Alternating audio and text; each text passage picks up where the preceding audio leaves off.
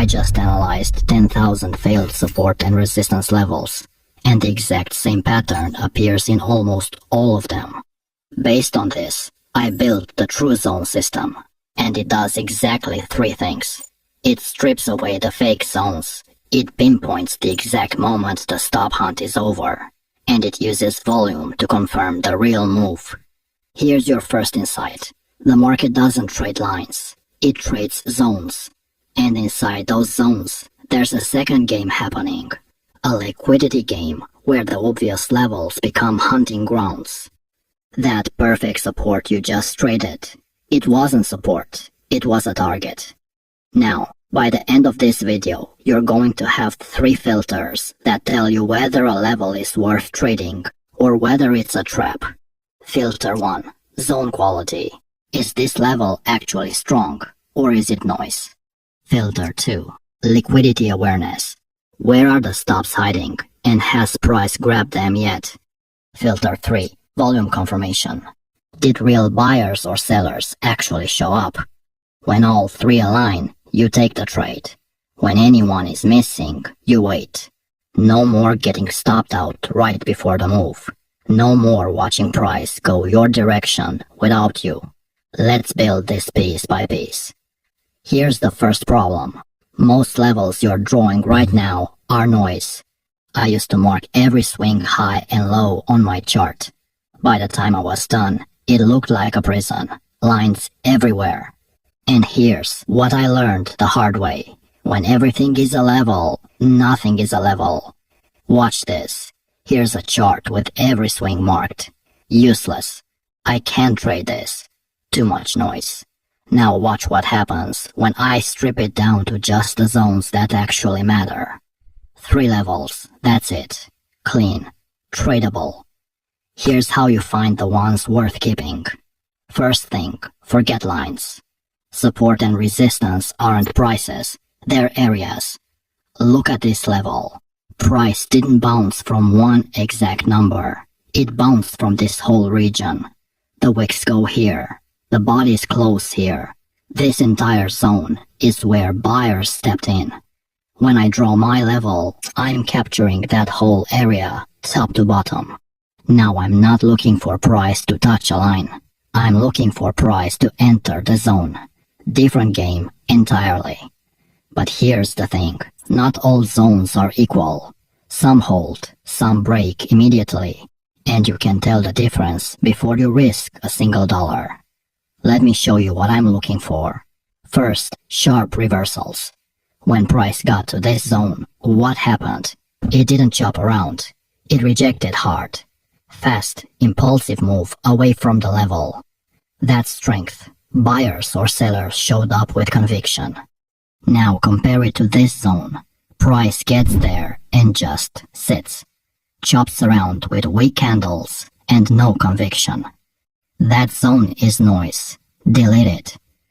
Then, multiple touches. I want to see price respect the zone more than once.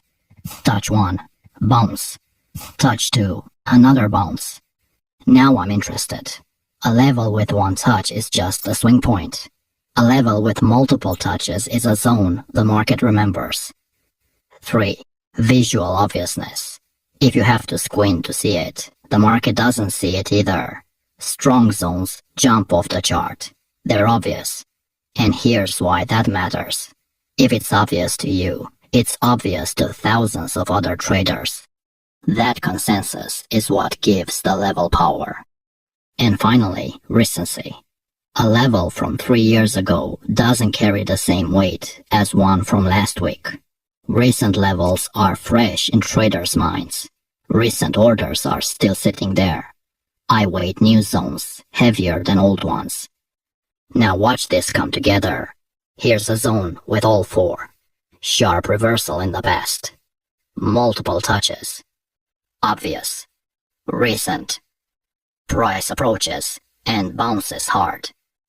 Here's a zone with none of them. Single touch. Old. That's a weak reversal. Price approaches and cuts through like it doesn't exist. Same chart, same time frame. One level worked, one failed. The difference wasn't luck, it was quality. One more thing before we move on. When support breaks, it becomes resistance. When resistance breaks, it becomes support. This flip is one of the highest probability setups in trading. Watch this. Price is sitting on support. Multiple bounces. Looks strong. Then this candle. Clean break below. But watch what happens next. Price comes back up and tests the old support from below. The level that was holding price up is now holding price down. All those traders who bought support are now trapped. Their break-even point is right at that level. When price gets back there, they're selling to get out. That's the flip. Broken support becomes resistance. Alright, you can now find zones that actually matter. But here's the problem. The strongest levels are exactly where you'll get stopped out the most. That sounds backwards. Let me show you why. Where does everyone put their stop when they buy support? Below the level, just under the zone. It's textbook, it's logical, and it's exactly why you keep getting stopped out. Think about this. If you know where stops are, and I know where stops are, who else knows? Everyone, including the traders with enough size to move price. Here's what that looks like on a chart. Support is here. Obvious, multiple touches. Traders buy, and their stops go below. Now look at this candle. Price spikes through support, right into all those stops, and immediately reverses. That wasn't the market breaking down, that was a stop hunt. Price needed the liquidity sitting below support to fill large orders. It grabbed those stops and reversed. Let me put you inside that losing trade, so you never forget how it feels. You see this level, you sell. Stop goes 5 pips above resistance. Price rises a bit, but you're still in. It rises again. Now you're sweating. Then this wick prints. Your stop gets hit, and you're out with a loss. You're frustrated, but you're still watching the chart. And then price immediately reverses, drops back below resistance, and prints a massive down move. You were right. You still lost. That's the liquidity game, and you were on the wrong side of it. Here's how you flip sides. Instead of buying support and putting your stop where everyone else's is, you wait. Let price sweep the level first. Let it grab those stops. Then, only then, you look for your entry. Watch this setup. Support is here. Price breaks below, sweeps the stops, and look at this candle. Immediate reversal. Strong rejection wick. That sweep just became my entry signal. I enter here, right after the sweep confirms. My stop goes below the wick, below the liquidity grab. Tight stop, clear invalidation. And I'm trading in the same direction the big players just committed to. Same level, same zone, completely different outcome. Now you need to know where these hunts happen most. First, previous day high and low. These are obvious levels that every trader sees. Stops cluster there, and they get swept constantly. Then, round numbers. Price ending in 00 or 50. Psychological levels. Many stops hide there. And the obvious swing points. The higher high everyone sees. The double bottom that's been forming recently. The more obvious the level, the more stops, the bigger the target. Here's a real example. Previous day high is here. Price approaches. I'm not buying the breakout. I'm waiting. Watch. Price spikes through, grabs stops above, and reverses immediately. Now I'm looking for shorts. Stops are cleared, and the hunt is done. The real move can start. You're not a target anymore. You're reading the same playbook the big players use. But here's the thing. Not every sweep leads to a reversal. Some levels break for real. How do you tell the difference? The chart shows you what happened. Volume shows you if it meant anything. A bounce without volume is a suggestion. A bounce with volume is a statement. Watch this level. Price taps support and bounces. Looks good. But look at the volume on that candle. It's average. Nothing special. No significant participation. Price grinds up slowly, then rolls over and breaks the level. Now watch this one. Look at the volume. That's a spike. Above the average. That's buyers stepping in with size. That's real demand. Price doesn't just bounce, it launches. The difference between a level that holds and a level that falls is often invisible on the price chart. Volume tells you the truth. Here's how I use it. When price approaches my zone and I'm looking for a bounce, I need to see volume confirm the reaction. So price enters the zone. Then a reversal candle forms. Now I check. Did volume spike? If yes, buyers showed up. The level is defending. If no, it's a weak reaction. Price might be pausing before breaking through. This filter alone has saved me from dozens of losing trades. Now flip it for breakouts. Here's a level everyone is watching. Price breaks through. Looks like a real move. But check the volume. Dead. Low participation. Nobody is committing to this break. Watch what happens. Price fakes out and snaps right back into the range. Now compare it to this. Same situation, different outcome.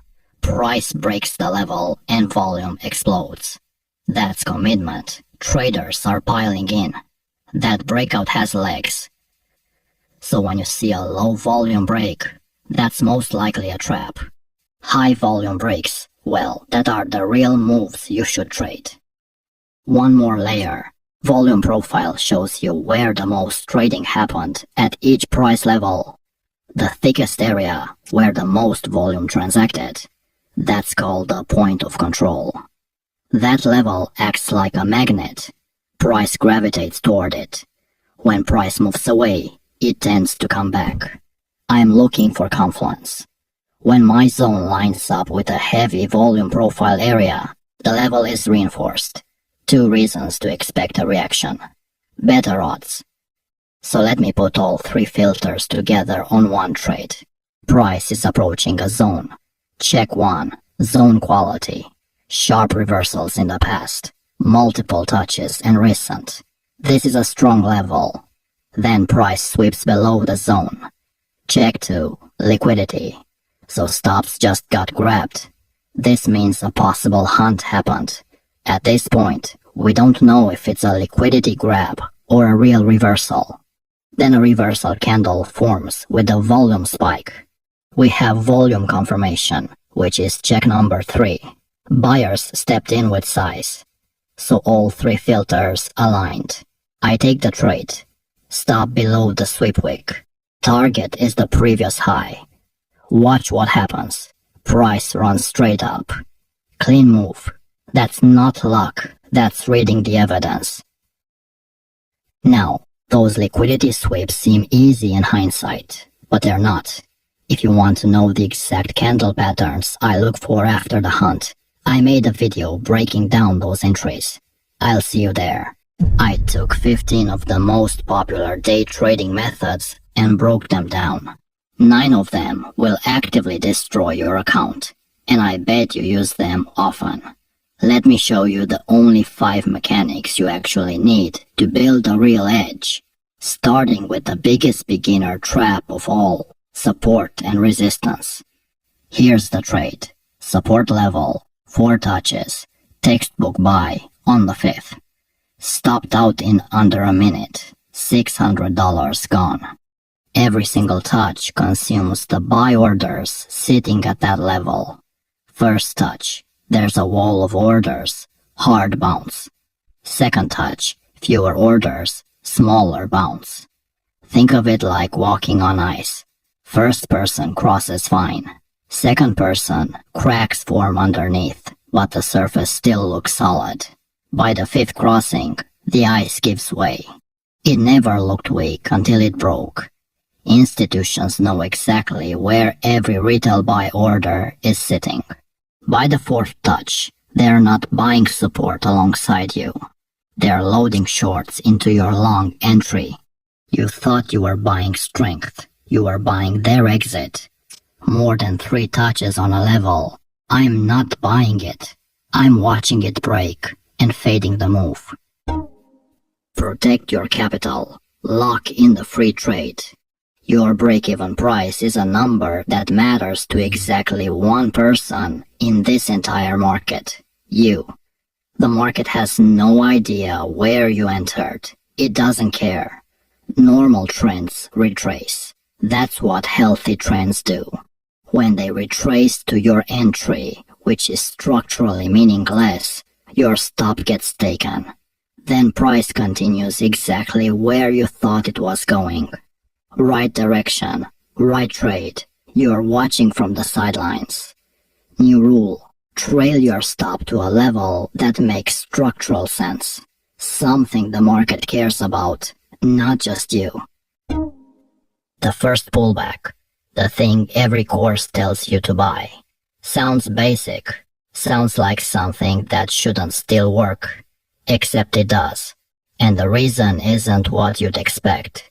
After a real trend change, the first pullback is exceptional. The trend is fresh.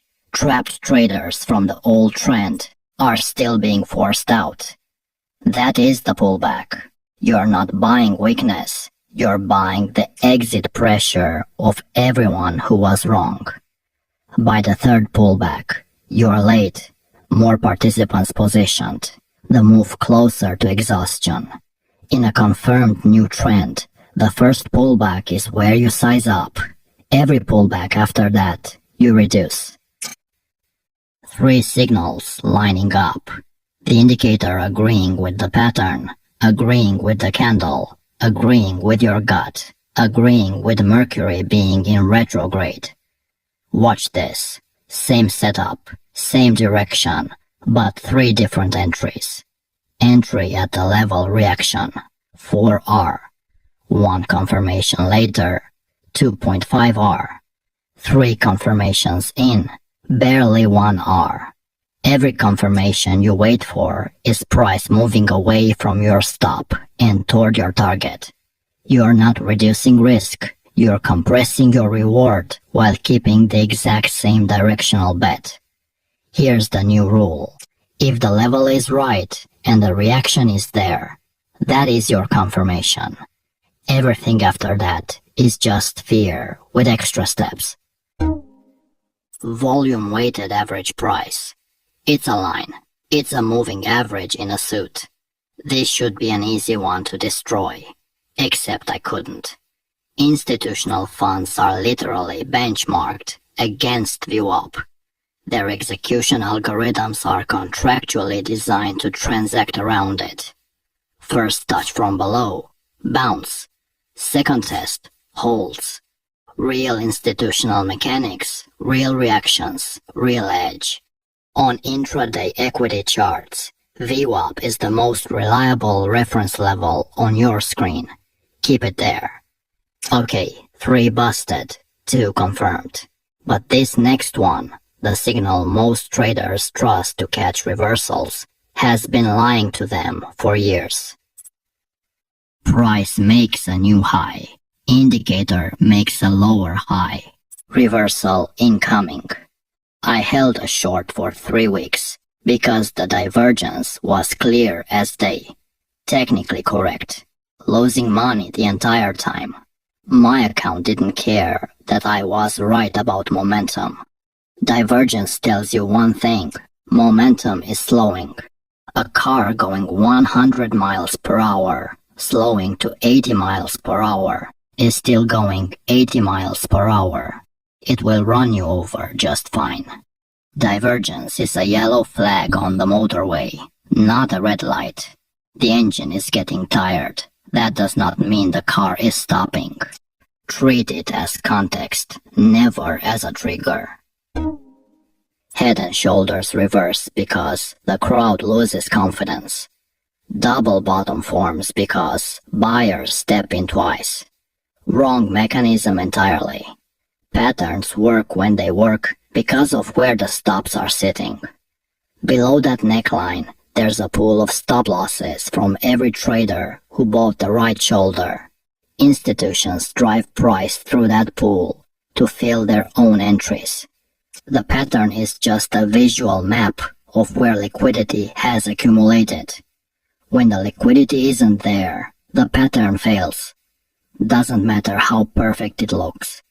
Before you trade any pattern, find where the stops are, not what the shape looks like. So what do you actually use to catch reversals? This next one measures something real.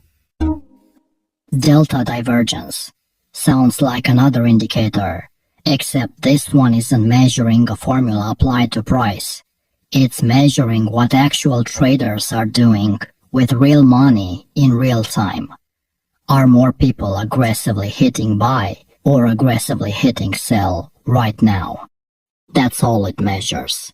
When price pushes to a new high, but fewer contracts are being aggressively bought, at the ask with each push, the fuel is running out. Not mathematically. Real market participants are pulling back. A delta divergence measures what actual traders are doing with real orders in real time. Look, 3 pushes higher. Delta declining at each one. Hard reversal. That's not an indicator. That's order flow. Declining delta on a new high. I'm preparing for reversal. No exceptions. Price sweeps a high. Shorted. Reversal incoming. The smart money playbook. Look at this. Clean sweep. Textbook entry. Price pauses 3 candles, then continues higher and stops you out. A sweep fills orders. But what orders? If institutions swept that high to enter longs, not exit them, the move isn't reversing. It's launching. You just shorted their entry. A sweep tells you orders were taken. The higher time frame trend tells you the direction. Not the sweep. Never just the sweep. That's the correct rule. Now, the next one. The most boring, basic, obvious piece of advice in all of trading actually holds up. Trade with the trend. The most basic, overused, fortune cookie advice in all of trading. Surely there's nothing here. But when the weekly is trending up, institutional capital is flowing in that direction. Their algorithms are accumulating. Counter-trend trades on lower time frames can work as quick scalps. But statistically, you are swimming against the river. Same setup, 2 trend contexts, completely different results. The higher time frame is the current. You don't predict it. You don't fight it. You get in it and ride. This next one, I expected to destroy it. But the answer is more complicated than that. The golden ratio embedded in price movement. Nature's math reflected in human behavior. Sounds beautiful. Fibonacci levels work sometimes because enough traders watch them that orders cluster there temporarily. Self-fulfilling prophecy, not mathematics. And when they fail, well, it went to the 78% instead. You can always find a Fibonacci level near a reversal if you scroll through enough of them. That's not analysis, that's hindsight with a measuring tool. And here's why I can't fully destroy this. When a fib level lines up with a structural level that already exists, the confluence does create a denser cluster of orders. Not because of the golden ratio, because 2 groups of traders are watching the same price for different reasons. Fib level at your area of interest. Fine. Extra context. Fib level with no structural reason to be there. Ignore it. Not everything is black and white. But this next one, this one is. Pull up any chart. Draw your support and resistance levels. Now draw supply and demand zones on the same price action. Same areas, every single time. The terminology changed. The zones got wider. The explanations got more institutional sounding. The mechanic is identical. You're marking where price reversed before and expecting a reaction when it comes back. The name doesn't make it work. The quality of the level does. Patience, discipline, confirmation. I waited 45 minutes for an hourly candle to close on a perfect setup. Watched price move 30 points while I sat there being disciplined. Entry at the level reaction. Stop 10 points. Target 50. That's a 5R trade. Entry at candle close. Stop 22 points. Target 38. That's 1.7R. Same trade. You gave away 3.3R for a feeling of security that was completely imaginary. Please remember this. The reaction at the level is the signal.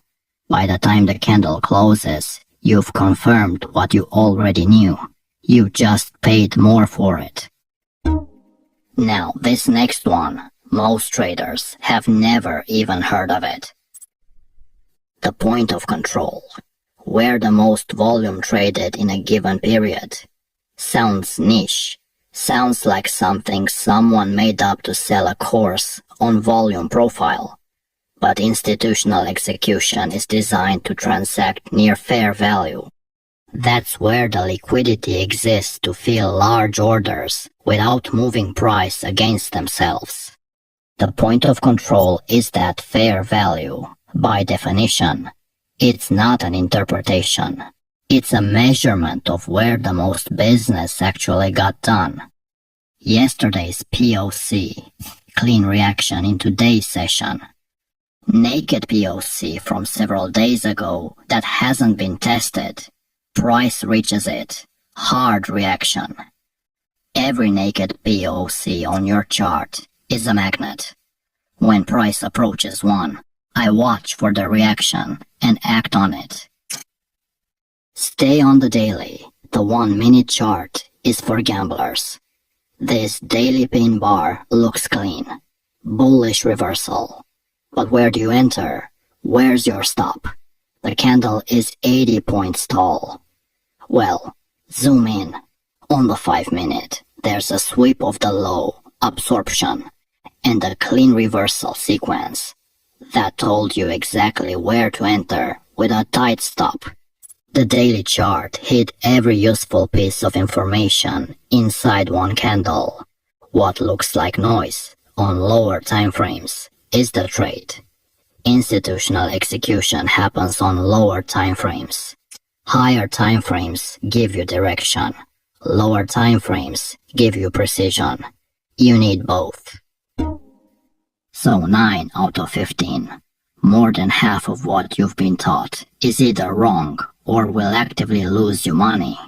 The 5 that survived, they survived because they're backed by real mechanics. But here's the problem. Knowing what works isn't the same as knowing how to read it live. I break down the exact structure